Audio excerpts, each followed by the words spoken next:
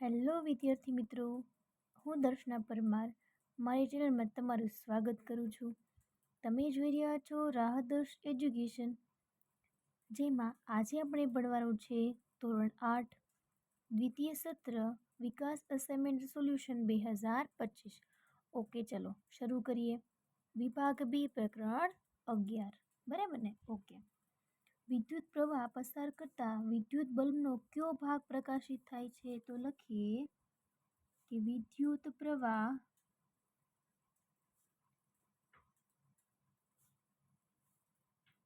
પસાર કરતા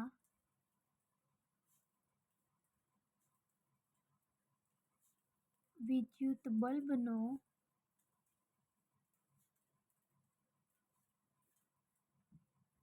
ફિલામેન્ટ પ્રકાશિત થાય છે. બીજો પ્રશ્ન આપ્યો છે કે ચુંબકીય સોયને વિદ્યુત પ્રવાહનું વહન કરતા તારની નજીક મૂકવામાં આવે તો શું થાય છે? તો લખીએ કે ચુંબકીય સોયને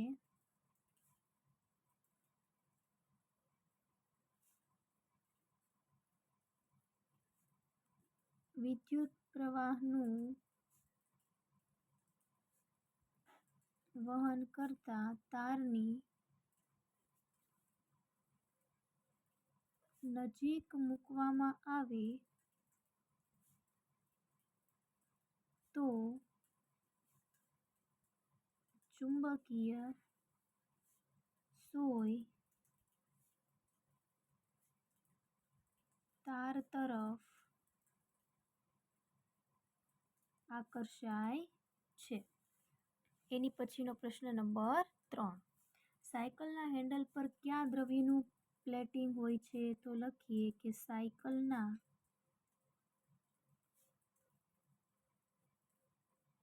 હેન્ડલ પર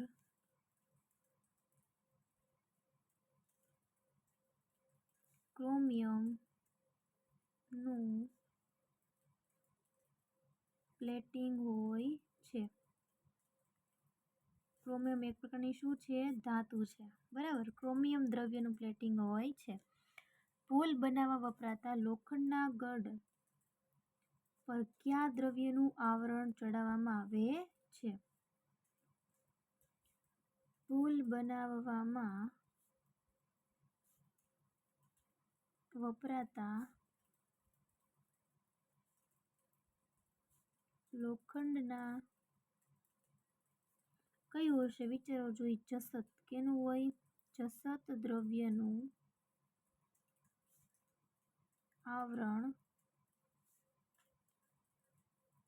ચડાવવામાં આવે છે. એની પછી આપણે જો પ્રકરણ નંબર 12 જે છે એના પ્રશ્ન અહીંયા પૂર્ણ થઈ ગયા.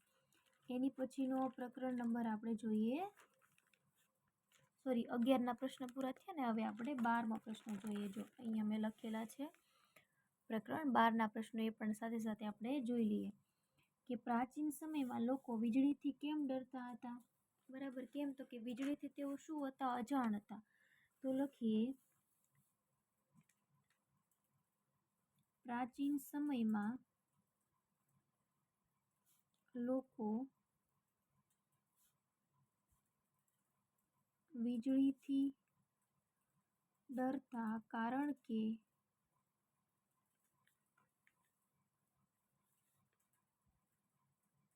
તેઓ વીજળીના ખતરા અને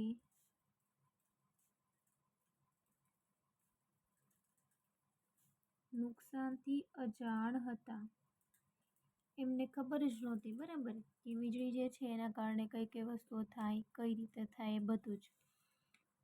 પ્લાસ્ટિકની ફૂટપટ્ટીને કોરા વાળ સાથે ઘસવાથી તે કાગળ જે હોય, કાગળના ટુકડાને શા માટે આકર્ષે છે? લખીએ પ્લાસ્ટિકની ફૂટપટ્ટીને કોરા વાળ સાથે ઘસવાથી તે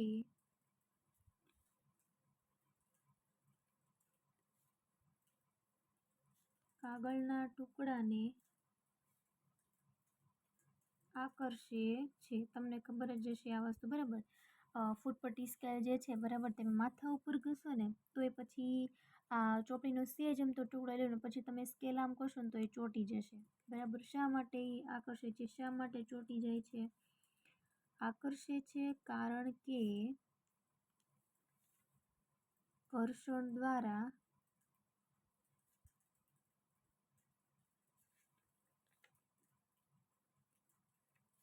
સ્થિત વિદ્યુત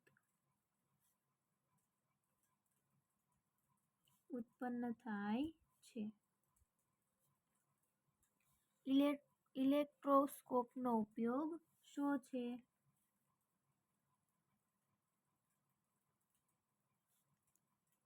ઇલેક્ટ્રોસ્કોપનો ઉપયોગ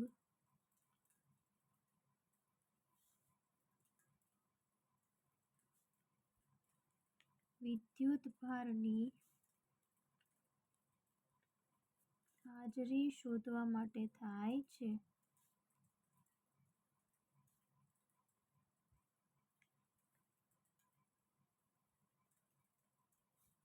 વીજભારિત પદાર્થ એટલે શું? લખીએ. જે પદાર્થમાં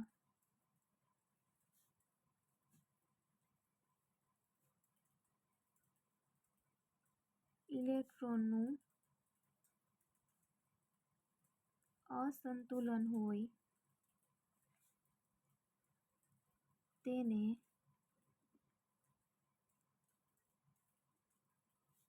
વીજભારિત પદાર્થ કહે છે. વીજભારિત પ્લાસ્ટિકની સ્ટ્રોનો વીજભાર કયા પ્રકારનો છે? વીજભારિત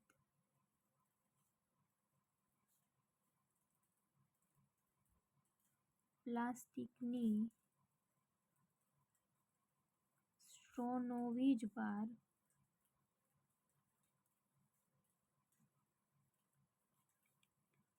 ઋણ વીજભારિત છે. ભૂકંપ થવાનું કારણ શું છે?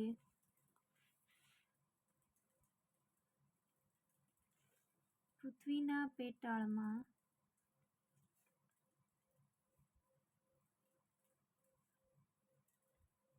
ટેક્ટોનિક પ્લેટોની ગતિવિધિ ના કારણે ભૂકંપ થાય છે. છેલ્લો પ્રશ્ન આ પ્રકરણનો. રિક્ટર સ્કેલ શું છે? ભૂકંપની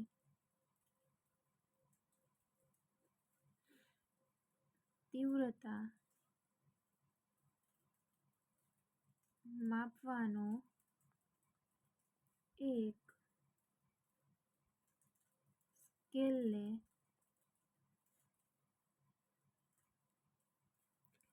રિક્ટર સ્કેલ કહે છે. ચલો, પ્રકરણ નંબર 12 જે છે એના પ્રશ્નો અહીં પૂર્ણ થયા. એની પછી પ્રકરણ નંબર 13 જે છે એના પ્રશ્નો સાથે સાથે આપણે જોઈ લઈએ, બરાબર. એટલે તમારો પ્રશ્ન જે છે બીજો 2A અહીંયા પૂર્ણ થઈ જાય. કેવી સપાટી પરથી પ્રકાશનું અનિયમિત પરાવર્તન થાય છે? તો લખીએ. ખરબચડી સપાટી પરથી પ્રકાશનું અનિયમિત પરાવર્તન થાય છે. પછી બીજો પ્રશ્ન. સમતલ અરીસામાં વસ્તુનું પ્રતિબિંબ કેવું દેખાય છે? તો લખીએ. સમતલ અરીસામાં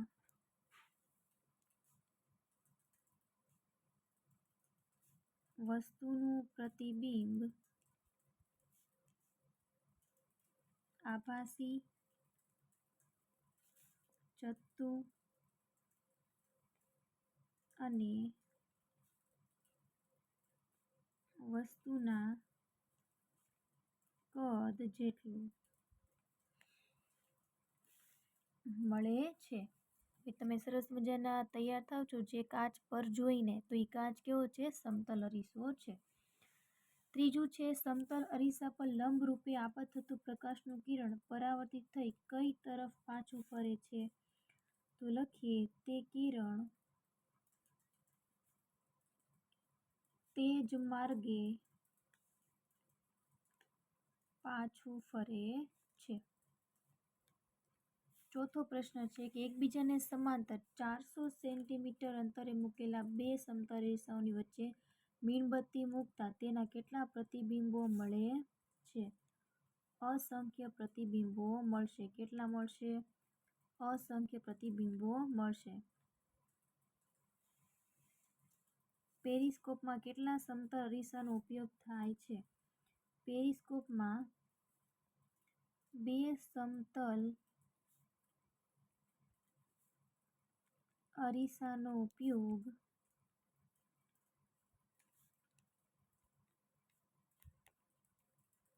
પેરિસ્કોપમાં થાય છે.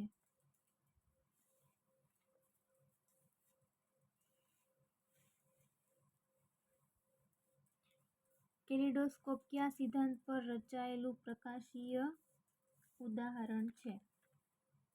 પ્રકાશના બહુવિધ પરાવર્તનના સિદ્ધાંત પર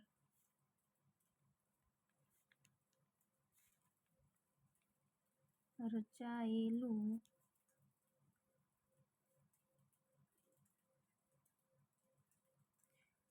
કેલિડોસ્કોપ કયા સિદ્ધાંત પર રચાયેલું? પ્રકાશના બહુવિધ પરાવર્તનના સિદ્ધાંત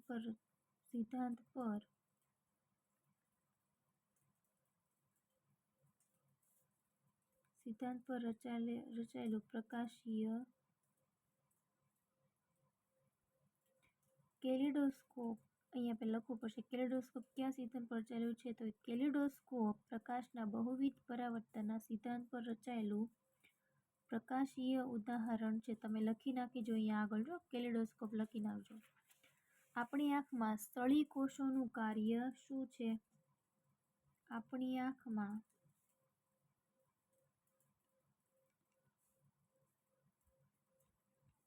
સ્થળી કોષોનું કાર્ય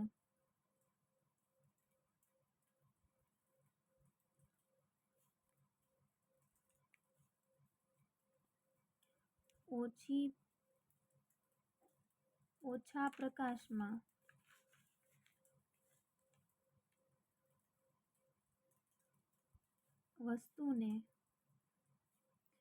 વસ્તુઓ જોવા માટેનું. ઓકે, તમારો આ વિડીયો અહીં પૂર્ણ થાય છે. જો તમને આમાં કાંઈ પણ પ્રકારનો પ્રશ્ન હોય તો તમે મને કમેન્ટ કરીને જણાવી શકો છો. અને જો તમે મારી આ ચેનલ પર નવા હોય તો પ્લીઝ મિત્રો વિડીયોને લાઇક, શેર અને સબસ્ક્રાઈબ કરવાનું ભૂલશો નહીં. Thank you very much.